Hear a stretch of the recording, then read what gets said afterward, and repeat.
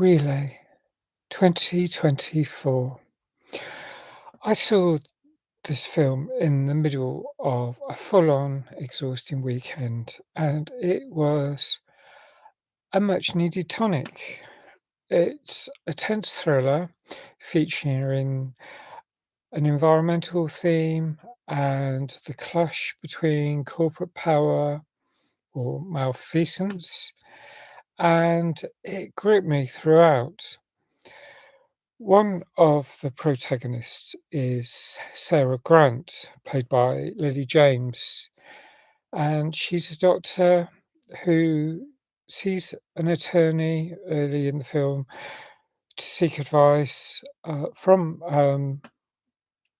She gets it from um, an attorney who thinks that she'd be best contacting a whistleblower, but she wants to just give up and have a quiet life. She's changed her mind about everything.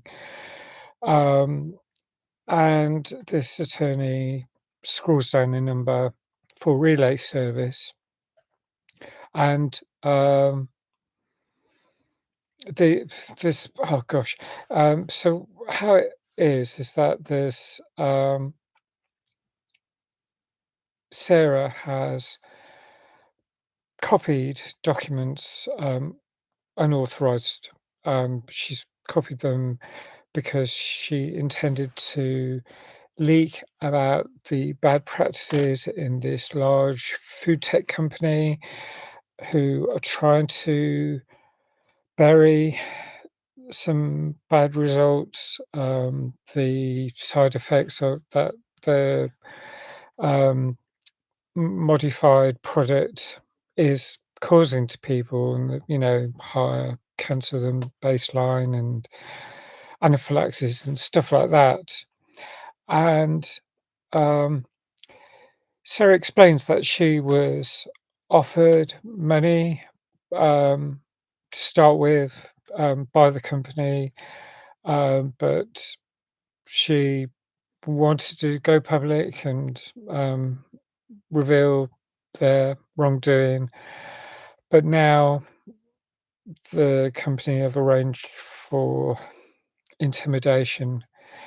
So she's just wants to give up on the whole thing because obviously she's worried for her life. Um, and it's really frightening to think about because this company in the dialogue it's comes across as a 3.2 billion dollar valued company, and it's about to go through an SEC or merger process and acquisition.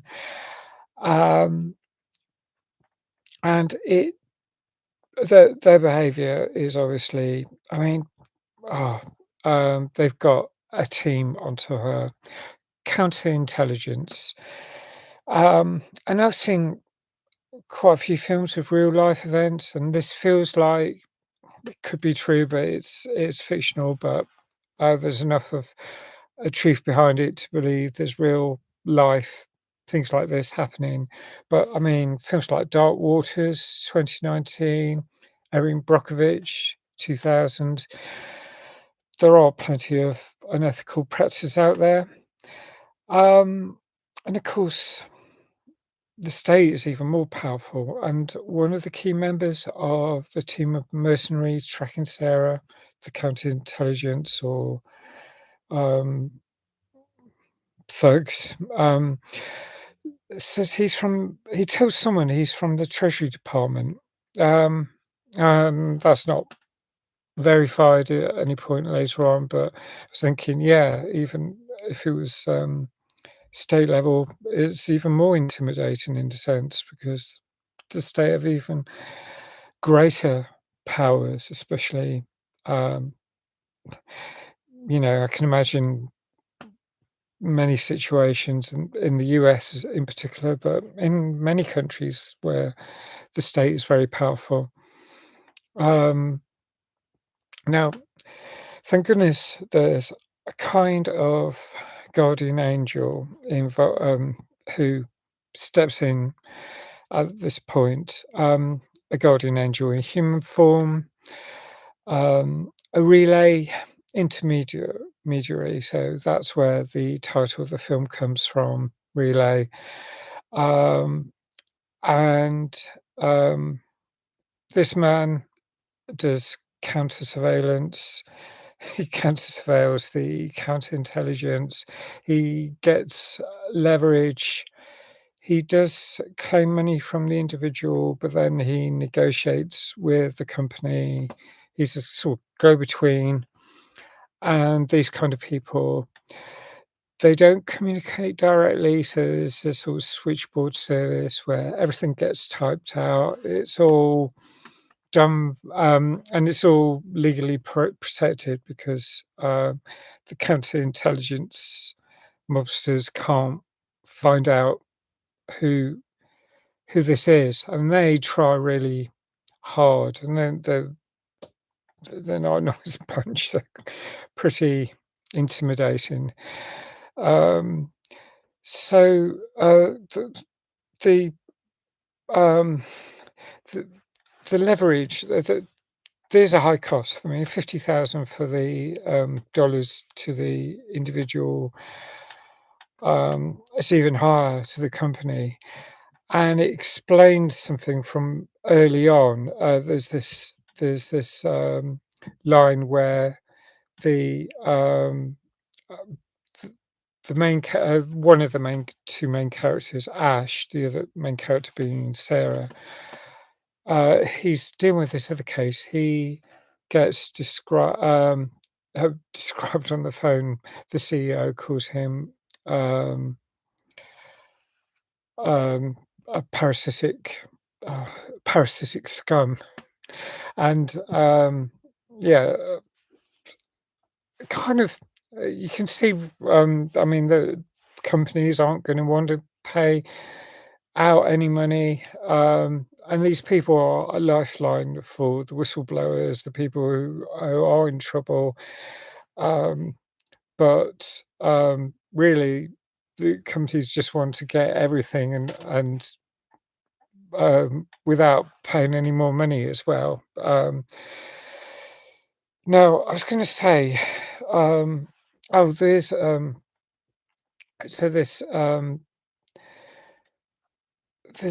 lot of things that happen in this film. There's like negotiations, there's flying different places, there's dead drops, there's a lot of distraction techniques, and there's a musical homage involving the Who. And I'm going to look at the song "The Kids Are All Right." I've heard of the film 2010, but I didn't know it was based on a song, or hadn't really made the connection.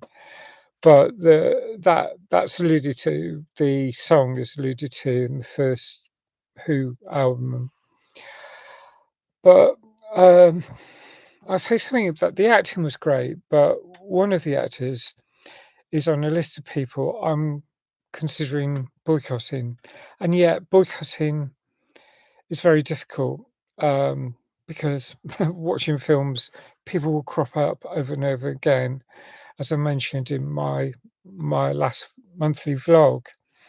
Um, Now, it's because this particular actor is appearing in an audio book for a franchise by a wealthy author who's actively campaigning against the human rights of a marginalized group.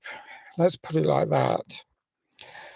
And so it's really disappointing, actually heartbreaking, that this actor, who's done some amazing work over the years and is even been described as, even suggested for a Bechdel-like test.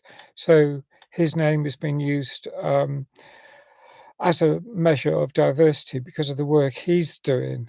And he's really good on diversity as a Muslim, and um, this is the second film in which he's playing a hard of hearing character, and he was in The Sound of Metal, and although he has He isn't deaf, he isn't a member of the hard of hearing community. He actually immersed himself for The Sound of Metal, and that's a film that I'd have liked to review, and I'm not sure at the moment. But, um, yeah, he learned, American Sign Language and immersing himself for the role, despite all his good work, um, his contribution, to the audio book that I mentioned is a form of punching down, and it's something I'm really disappointed with, quite angry with, him about, and so I'm not gonna mention his name, um, and that's about as far as I can go. I could try and boycott films, but it will get really difficult. Actors will crop up again and again, and I can't just keep. The list would be huge of films I wouldn't be able to see. So, shadow banning and not mentioning their names is my form of protest. And so, the character is called Ash. If you want to take the boycott further, actually do a full boycott. Don't see this film. Um, but there's a lot of other good actors. There are really good actors in this film. It's an absolutely great film. I think it's one of the best for this year. It's definitely in the top 10, possibly in the top five. I would say in the top five of my films of the year, and that's why this is so heartbreaking. Um, so. Um, Yeah, so I mentioned, Lily James. I mean, she's been in a lot of great films, uh, sort of like Yesterday, which I reviewed a while back, and, there was a, um, romantic drama from 2 or 3 years back as well, which I thought was great. Um, What's Love Got to Do with It? I think it's called, 2022, 23. Um Right, who else? There's Willa Fitzgerald, who plays Rossetti, one of the, uh, counter-surveillance thugs. Oh, she's really good, but, she's also been in Regretting You 2025, which I've seen recently.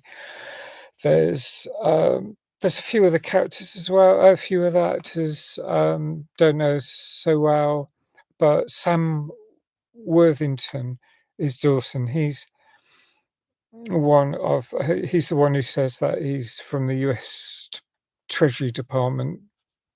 Might not be, might just be from, the company that's doing this, malfeasance. Um, and the whole thing is very much cat and mouse, but the lines may blur to some extent. There's a hunt, there's a definite predator, there's definite prey, but there's more to it. Essentially, it's about trust, winning trust, building trust. It's about the importance of following procedure. That is a really key aspect of this. Follow procedure, things should go smoothly. You don't follow procedure, the relay team, the freelancer in question, in this case, Ash, could well walk away justifiably. And um, that's the thing that Sarah finds out. She asks, do things go wrong in this process? Um, Now, there's other characters. There's Elsa Davis, who plays Wash, and she's an Alcoholics Anonymous sponsor of Ash. Um, and it's another crucial element of the story. Not going to explain everything about that, but it's, I mean, that again is poignant and there's a romantic element, there's a couple of romantic elements in this film which are great, but, um, it's there's a lot, and I can't go into too much detail, but I'm mulling over the score, and originally I'd have said 9.25 because it is one of the best films of the year, I would say. I was going to knock off a whole point and bring it down to 8.25 because of the appearance of the actor who has fallen from grace in my eyes. Um, However, because there's more than one key protagonist in this film, because it's shared with Lily James, I'll only knock off half a point. I think that's fair enough. I'm going to score this 8.75. It deserves 9 really, but that's what I'm gonna give it, 8.75. It's frustrating. It's such a great film. I'm glad I saw it. I loved the story, the script, the writing, the acting. A friend of mine who saw it found it a bit confusing as there are a lot of nuances and there's a huge twist, but and that actually makes you feel like seeing the film a second time. I mean, because you wanna see how things like, look out for clues, micro expressions, things like that. There's a sub-story from earlier involving a character called Hoffman played by Matthew Maher, a client who makes several further calls to the fixer, um, and the fixer that would be in British terms a neutral term, but in America, I gather it's less neutral. It's not exactly considered legal. And with these phone calls, it feels like, as the fixer says, as Ash says, he might not make it. He sounds quite guilty about people who may have died because of his choices in the process or his lack of action, that sort of thing. He might not make it. I mean, uh, and again, I'm reminded of all the true life stories. It is really tragic. It's awful, and um, there's um, the. I mean, the amount of tragic consequences of the merciless nature of capitalism, the untold, unknown victims. I mean, again, thinking back to Erin Brockovich, people dying of cancer, Dark Waters, as I mentioned. There's other films I could think about. The Corporation, 2004, great film. I'd love to review that.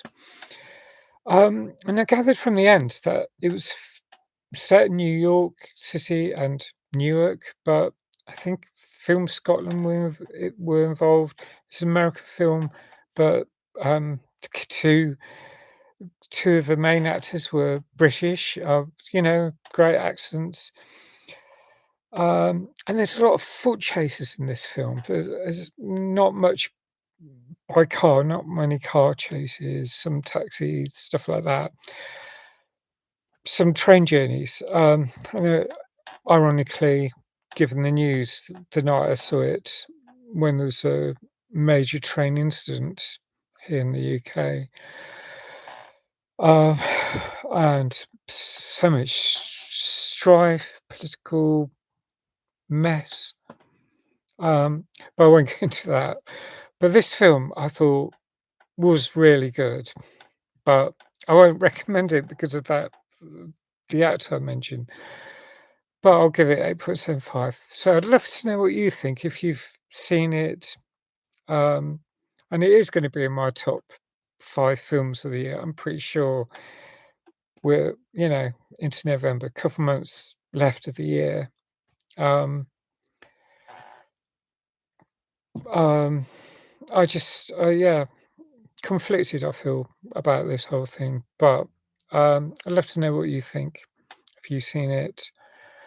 Um, and any thoughts about any aspects, everything I've said, just let me know your thoughts. So, um,